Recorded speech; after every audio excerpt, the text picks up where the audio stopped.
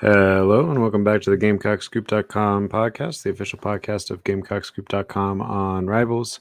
I'm Caleb, joined by Alan. We're a day late today, but we are going to break down the South Carolina 35-9 win over the Oklahoma Sooners this past weekend.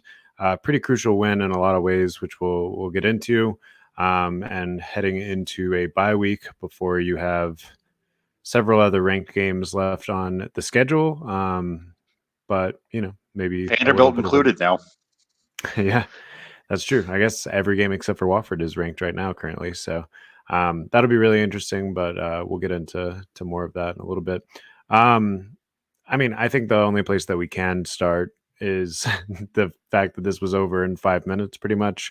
South Carolina's defense forces 3 turnovers on Oklahoma's first 3 drives. They scored 2 touchdowns directly. Taka Hemingway has a scoop and score. Nick Emmanwori has a long interception return for a touchdown. And on the very first drive, Nick Emmanwori had an interception that then the offense did actually you deserve some credit for driving down the field and scoring. That was actually the first offensive touchdown that Oklahoma had given up. Was in the first quarter all First season or drives of first seasons. They drive all haven't given up a season? first drive touchdown. Yeah. So, and I think they had only given up 20 total points in the first quarter or something at this point in the season, Yeah, that and sounds right. gave up 21 in the first 5 minutes to South Carolina. So anyway, obviously everything went right from pretty much the word go. And then I've seen some frustration online, I guess, about how the offense operated from there, which we'll get into a little bit. But what did you see? I mean, you were there in the stadium on Saturday, heard the crowd go quiet pretty much immediately and never get back going. At times over the broadcast, at least, I heard South Carolina fans Yeah. louder than any Oklahoma fans. So. No, that is, I guess I was talking about this with someone. You can play in a football game. You can talk about strengths. You can talk about weaknesses. You can set up a game plan. You can try to predict what's going to happen. There is nothing you can do to plan for 21-0 in 5 minutes. It just doesn't happen. I mean, we've covered games against FCS teams. You can put the biggest mismatch. I don't know, Georgia versus UMass on the board. You're not looking at 21-0 in 5 minutes. You're just not. So full credit to South Carolina for how it started. I'm glad you mentioned the drive the offense had after the Emmanwori got his first interception. I thought it sounds silly in this game, but I don't want to say crucial, but it was that you not only cashed in that turnover, not only cashed it in quickly, but you kind of established some line of scrimmage control. That was a 5-play touchdown drive. All 5 plays were on the ground. Rocket Sanders punched it in for a 3-yard touchdown run to end it. I thought you just set the tone on offense early. And what did I say on Thursday? And you agreed with me that as long as you don't turn the ball over, you're winning this game. I didn't think Oklahoma would have 3 in the first 5 minutes, but I thought Oklahoma would have a couple. And yeah, I think it was Tonka Hemingway said in the post game that they noticed on film how loosely Oklahoma held the ball and they were going for fumbles. They forced 6 fumbles Saturday. They only recovered 2 of them, but they forced 6 fumbles in a football game. This was just as much of a mismatch as kind of a wrong place at the wrong time for Oklahoma, an offense that was struggling to hold on to the ball against this is kind of my takeaway, a very angry South Carolina team waiting to take out some anger on someone. And it was kind of just wrong place, the wrong time for Oklahoma. Yeah, I believe the quote earlier in the week was that they wanted to stop knocking on the door. They wanted to kick the door in or whatever. Mm-hmm. And they definitely did that from the word go. Obviously, Oklahoma has some deficiencies themselves. That's not a very good offensive line. They were kind of trying 2 different freshman quarterbacks that wasn't going all that well either. But I mean, all the credit due to South Carolina in their front. A really bad combo when you have a young quarterback and a bad offensive line to go against a defensive line. Really, at front in general, you had 9 different players end up with sacks on Saturday. You showed some tackle for loss. What was it? 13 with tackles for loss. Yeah, that's wild.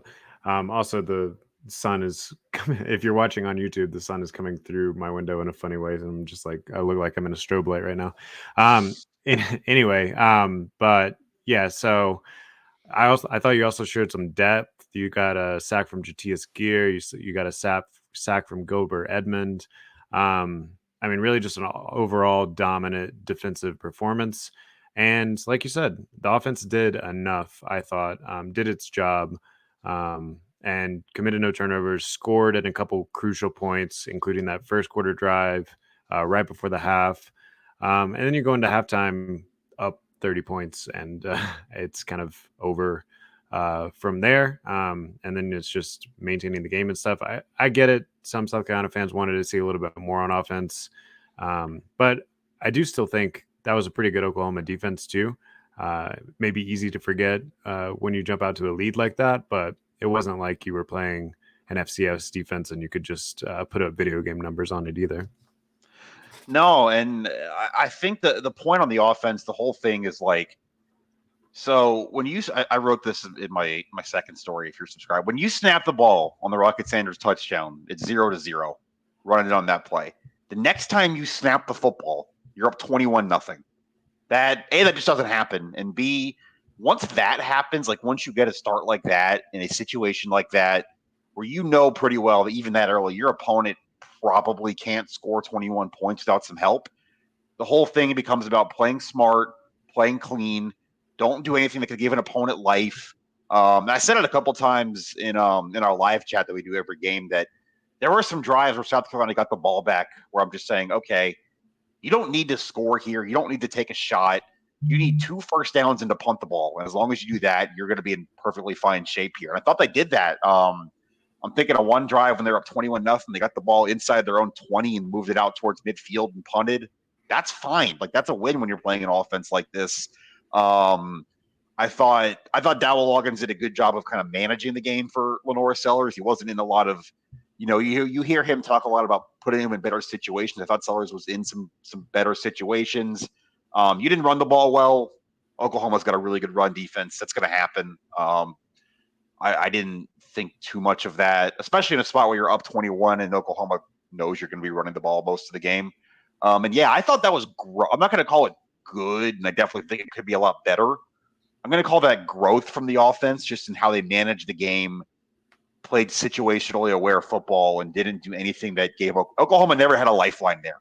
There was never a point where I thought Oklahoma could get back in the game, and that's a credit to this offense taking care of business. Yeah, I think that's a good point. And it was just complimentary football around, right? Yeah. You mentioned the defense spots you all those points at the beginning. You get enough first downs, and a lot of times you were flipping the field too. I'm looking at Kai Kruger's punting stats. He averaged 51.6 yards a punt on 8 punts. That's pretty impressive. He put 4 of those inside the 20.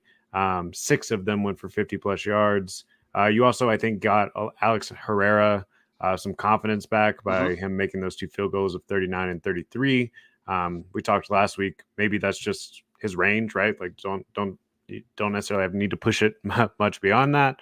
But if he can continue to be solid within 45, I still think that that's a nice weapon to have. Yeah, I mean, really just an overall good football game. I thought the offensive line played better than maybe the stat sheet would show.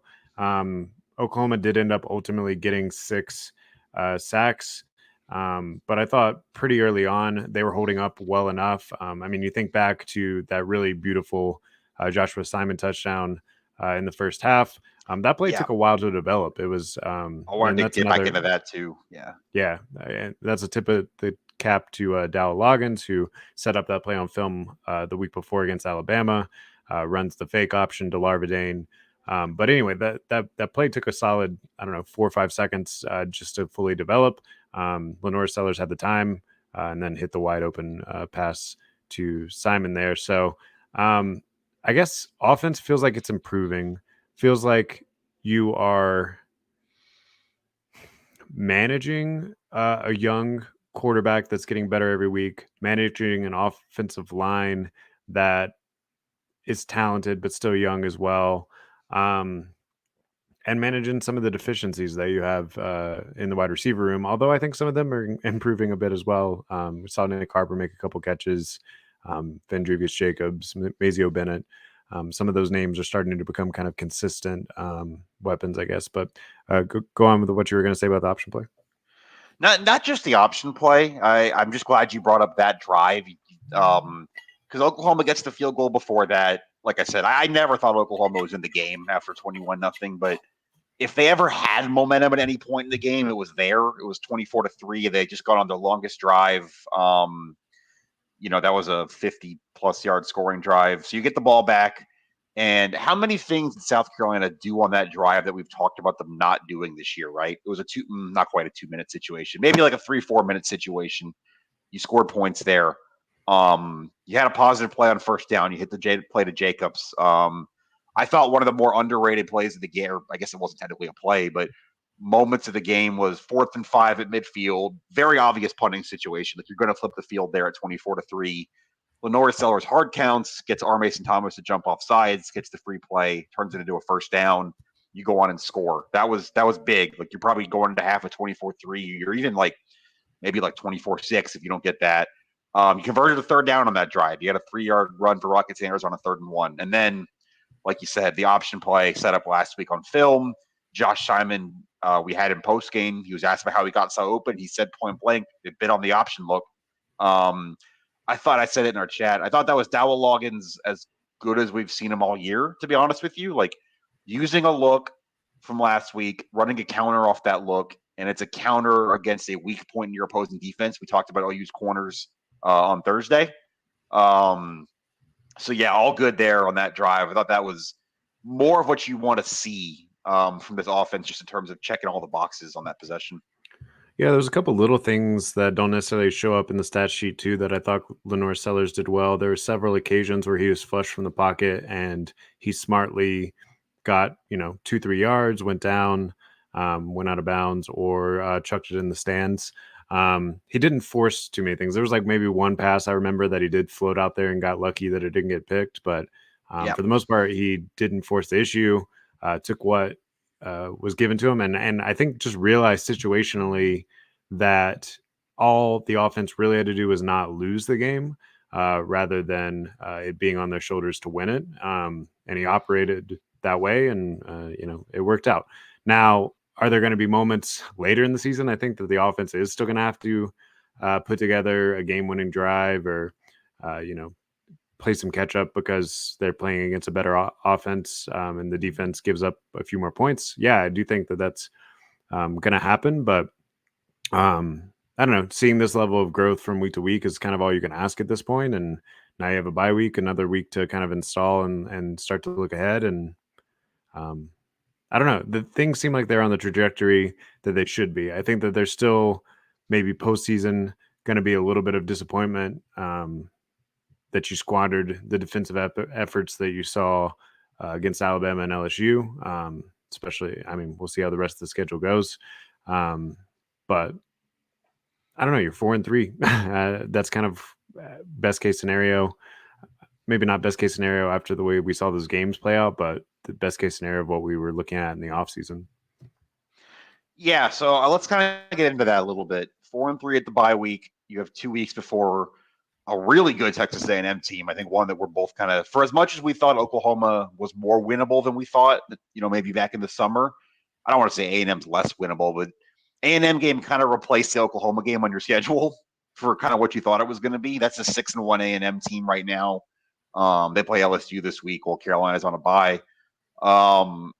But A&M, Vandy, Missouri looks like I guess they got Brady Cook back from his injury, but they still have struggled even with him healthy this year. Wofford, and then obviously Clemson. What does a win like this do? I heard Shane talked yesterday on the teleconference that last time they came out of a bye week, they played. I think he used the term hot garbage. Those were his actual words about the Ole Miss game. So how do you make sure that doesn't happen coming out of a bye week this time against a pretty talented Texas A&M team? And make sure the Oklahoma game wasn't a blip, wasn't a fluke, and you actually build on that into November. Yeah, I mean, at this point, you might be hosting another top 10 team if they end up beating LSU next week. I didn't see what they were ranked this morning, but they were 14th heading into this morning. Yeah. But yeah, I actually watched all of their game on Saturday, or at least had it in picture. They got off to a little bit of a slow start. I do think Connor Wegman has really elevated their offense. and their defense is as dangerous as ever. They still had a lot of talent left on that roster, and Mike Elko's a good defensive mind. I still think balance. I'm really interested to see how this game goes with them and LSU this week, because I still think balance wise, um, they're a solid team, but they don't do either side of the ball as well as you've seen it up to this point. Like, I think Oklahoma was a better defense. I think LSU was a better offense. I think you've seen uh, better units on each side up to this point in the season. You also are going to get your first night game of the season at home. You're coming off a bye week. I do think that there are reasons that you can be in this one, but it's going to be a difficult test. I don't know. Well, I think we'll learn a lot in how they handle this LSU game this weekend. But you're going to need your defense to show up. You're going to need good things to happen. All those sorts of things. We'll obviously get a lot deeper into it next week. But what is your kind of initial read on this one? Yeah, my initial read on it, kind of like I said, is it's kind of replaced Oklahoma as that kind of one of those tougher games in the schedule you thought it was going to be. Your defense to keep you in that game. I watched a little bit of A&M Mississippi State Saturday. I kind of think A&M tracks in a similar way to South Carolina, but with a little bit of a more experienced offense. Connor Wegman is kind of Lenore Sellers, but not a freshman, if that makes sense. Low scoring, probably. You're going to need to do more on offense, though. I think that's kind of my main takeaway is, what did you get from your actual offense in this game? You got 21 points from the offense, and even, 7 of those were a short field early. 3 more were, we haven't even mentioned the fake punt stop yet, but 3 more of those were off of a great play by Demetrius Knight. You really only had 1 long touchdown drive plus a long field goal drive in this game. So I think you still need more from your offense. It's kind of what Dowell Loggins has talked about all year, right? That he knew they'd have to make a jump every week, and they've made a jump every week except Ole Miss. So I think same thing applies here. Like, you're going to have to make a jump from Oklahoma to beat A&M on offense. I think you just will. Well, on that note, if we're kind of looking at where we sit at this bye week too, we talked last week about if you had a down game against Oklahoma, then you very much feel like you're on that inconsistency roller coaster. Now, I think through 7 games, it feels like the Ole Miss performance was kind of the outlier, and you can kind of rely on your defense to be disruptive, create turnovers, put offenses in tough spots. So again, I think if your offense going forward can play mistake free, take advantage of the short fields that it is going to be gifted at times, and hit some big plays, you should be able to compete against anyone. But maybe that's still too much to ask for how young they are and how inconsistent the offensive line is. But I don't know. I mean, I wrote in my rapid reaction after the game, like, surviving October sets up a November to remember ? Yeah. Because I think you did enough this month to keep your head above water. And then I guess, how big are you dreaming down the stretch now? Because you have several opportunities to really take some leaps. Like we said, you're going to have 4 games remaining against ranked opponents. Most likely they're at least ranked right now. Most of them are pretty good territory. You got a home game against Texas A&M, home a game against Missouri. You go to Vanderbilt, but even though they're definitely improved, that's still an easier environment to play in. Careful. Nick Saban said that and got burned on the Jumbotron there. Yeah, well, I'm not.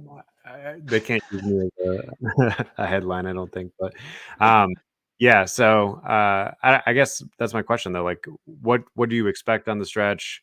And is there a path to an upper echelon bowl, like 8, 9 wins? I mean, 9 would be perfect, obviously, the rest of the way. But. I'm not going to say 9 because you're talking about winning out, and also 9 might mean playoff. Honestly, at 9-3 in the SEC, I'm not going to say that. And if you beat all those ranked teams, you're knocking some of the teams ahead of you out of the way. All right. I think we got a little bit ahead of ourselves here. No, I think 7. I mean, at this point, like, the conversation we had Thursday was, "Are you sure you're going to make a bowl game?" Yes, I think now you are. You're going to beat Wofford. I think reasonably you're going to beat at least one of those other four. So you're going to be in a bowl game, barring something catastrophic. Um, But and at this yeah, I point, would think the that question. be a disappointment if you only won 6? Oh, I'm with you now. I think like even if you look at this as you beat Wofford and you split the other four, that's 7-5, and that's maybe about definitely probably better than you thought before the year, and still maybe about fair. But yeah, I think the conversation now becomes for me it's about that A&M game. To be honest with you, I know that's easy to say because it's the next game. But you just look at kind of some points here in the last couple years, right? Where it's okay, you had that great win in Kentucky, couldn't finish the deal the next week against LSU. We already talked about what happened coming out of a bye week against Ole Miss earlier this year. You look at last year, your best win of the year last year was Kentucky. And the next week you come out against Clemson, you're down 7-0 in a blink and never really got in that game. It's how do you stack wins? How do you go about your next performance after a game like that? And to be clear, I don't want to say like they weren't focused, they were drinking their own Kool-Aid, none of that stuff. I'm just talking about like actually putting another win, stacking good performances. You won 2 in a row to start the year, I guess, but you didn't play that well against Old Dominion. Like I'm trying to think like 2 straight games where you played very well. Like it's been a little bit since we've seen that. And if you can do that, if you can stack 2 straight good performances on each side of a bye week and beat A&M and Oklahoma, maybe we do have a different conversation. But right now, I think it's all about that A&M game and kind of backing up what you did in Norman. Yeah, I mean, you could argue that the Alabama Oklahoma performances back to back were the Yeah, best 2 back to back, but you still, like we said, kind of let that get away because of mistakes that you made, shooting yourself in the foot. Um, and that's really going to be kind of the narrative the rest of the way. I think your defense is enough to potentially win every game, but can you trust the consistency of the offense to not give another 1 or 2 away? And yeah, we don't have to start doing playoff math yet. Although if they were to win against Texas A&M, I do think, and this is what I put in the rapid reaction too. I do think you get to start doing some fun uh, calculations of potentially going into Clemson 8-3. all right. But I'll make you a deal. but but you have to beat Texas A&M first. If they beat A&M and Vanderbilt, like you go on the road and beat what I still think is a pretty good Vanderbilt team. If they're 6-3 going into a home game against Mizzou, you can bring the P word back up on the podcast so we can talk about it. How's that? Now that does feel like a classic trap scenario, right? Like That's what I'm saying. You get through these next 2, because at that point it becomes about really Missouri, because Wofford is Wofford. Um, then we can have a conversation at 6-3 maybe about what the feasibility of a 9-3 11 seed or something would be. No, yeah, and I don't think that should be the expectation at this point or anything. But I think it's fun that at this point through 7 games last year you were 2-5, and you nearly built your way all the way back to it or whatever, but obviously didn't quite finish it. Sitting here at 4-3's, there's a lot more fun conversations to have, I guess. Yeah. You haven't fully derailed your season yet. No, because like I said, if you lose that game Saturday, or if you had lost one that you won earlier in the year, say the ODU game gets away from you or whatever, we're sitting here doing bowl game math. We're trying to think if they can go 2-2 in the non-Wofford games just to get to a bowl game. And now you don't have to have those conversations. Yeah, exactly. Let me give you a couple more fun stats from Saturday, and then we can just move on to like a bigger picture. Just a little bit more about the dominance of South Carolina's defense. Like I said, 9 sacks by 9 different players. That's the most in a single game since 1996. The way that the stat read on TV was at least 1996. I know they didn't always keep up with sacks as a stat. So yeah, there was a weird just on that for people who were listening. The TV said most for South Carolina since 1996 because that's when the NCAA started recording sacks. We got a note in the press box that it was the most Oklahoma's allowed since at least 2000 because that's when they started recording sacks. So I don't really know when they started tracking sacks, but either way, it sounds like it was the most South Carolina's had in a while and the most Oklahoma's given up ever, which is insane to think about 130 years of Oklahoma football, whatever. yeah, and on that note, only Oklahoma's 15th loss at home since 1999, That's insane. and third It's their second double-digit largest one, right? loss. A third, maybe it is the second largest, but it's their third double-digit loss Yeah. in Norman since '99. Um, let's see, one more defensive I was also, stat. before you pull that, it was their largest halftime deficit at home against an unranked team since '96. Wow. Um, Oklahoma only had 3.5 yards per play and 50 rushing yards. And then I think you mentioned this earlier. South Carolina had 13 tackles for loss. And one more thing that I thought was kind of good just from a mindset standpoint and a killer instinct on defense. Oklahoma kept trying to score late, and South Carolina forced OU to 1 of 5 on 4th down. So like they kept trying to Yep. extend those drives, and still we're getting the door shut in their face. So definitely a defensive performance to remember. I mean, if you're a South Carolina fan, when's the last time you had this much fun watching defense? It's got to be like 2012, 2013, Yeah. maybe. Like I actually look forward to the defense being on the field right now. It's you rooting for the punts? Kind of. I mean, obviously, offense is always fun, but yeah, I mean, yeah, at this point, you think that you can score on defense or make a big play on defense on any given down, which is kind of crazy. Maybe not quite to the degree of 2 defensive scores in one game or back-to-back drives or whatever, but yeah, it's been fun so far. Yeah. By the way, just for the earlier conversation, I just pulled the ESPN FPIs just for the rest of the season, if you're curious. So right now they give South Carolina a 48.8% chance to beat A&M. So a slightly tilted coin flip towards A&M there, but basically a coin flip. Vanderbilt game, South Carolina is at 60.3%. Moving on to the Missouri game, South Carolina favored there at 54.4%. So close to a coin flip again there, but South Carolina has the edge according to ESPN. Wofford 98.8%. That's kind of a given. And then the Clemson game, it only has 29% for South Carolina. But I mean, that's still not unwinnable. I don't know what the Oklahoma number was, and obviously those numbers can change, but that's basically telling you they're favored in 3 out of the last 5, and all of them except Clemson are basically a coin flip or better odds, is what that's telling you. Yeah, and if you win 3 out of the last 5 or 3 out of the last 4 heading into the Clemson game, that percentage is going to change dramatically.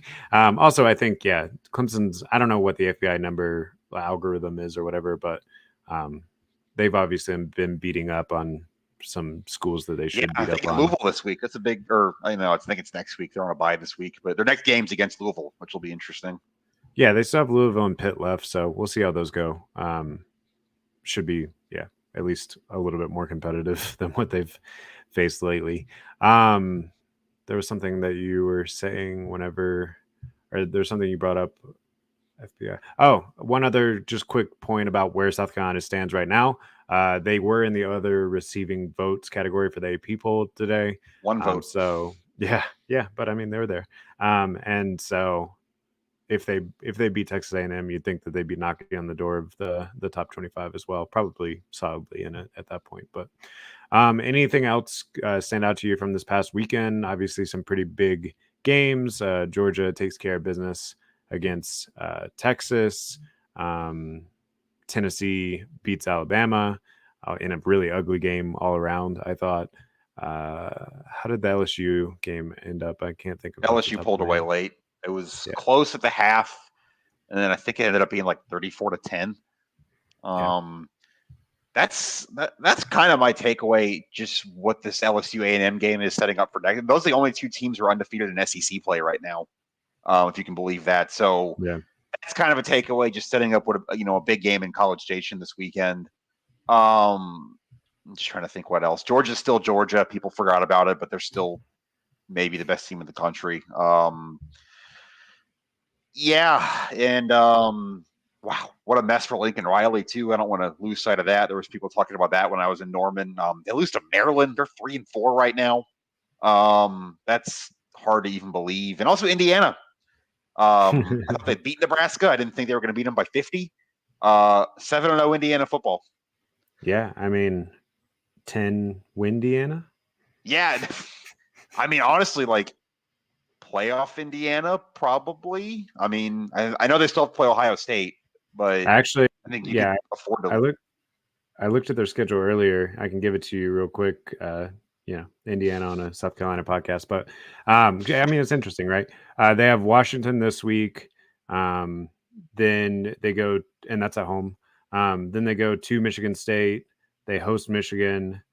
The big one is that they got to go to Ohio State on the 23rd of November, and then they host Purdue. I mean, like outside of that Ohio State game, they're going to be favored in all of those. So yeah, and that's another thing this weekend in the Big Ten is Michigan looking pretty lifeless at Illinois.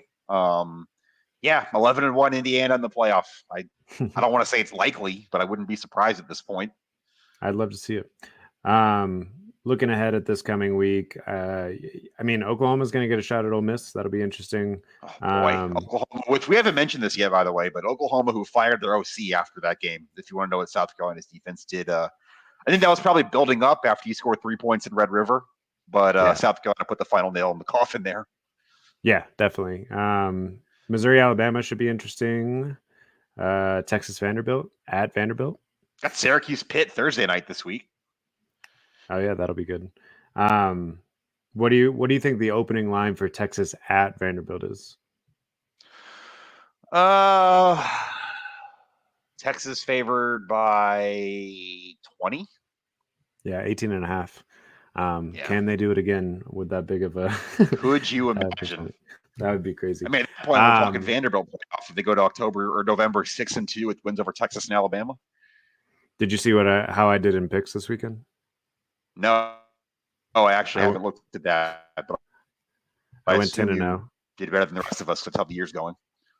I went 10-0 in straight picks, and then 7-3 against the spread too, or just straight up. 10-0 straight up, and then 7-3 against spread. Yeah. So I'll take it. I maybe need to find a new career over here. All right. Well, we will be back later. Or do you have anything else? No, I was just looking at the rest. Notre Dame Navy next week too could be interesting. Navy's still undefeated, but that was it. That was the last. Just look at the schedule. Yeah, plenty of good games for the South Carolina bye week. Obviously, how's the weather down there? Is it time to go for a hike and stuff? It's cooling. It was like mid-60s today, so we're kind of in that fall mode right now. Hopefully, it sticks. There you go. Yeah, so go do something fun this coming weekend. We will be back later this week to talk a little bit more bye week stuff, maybe kind of break down some midweek or mid-year superlatives and stuff like that. We'll have plenty of content on GamecockScoop.com. Until next time, we'll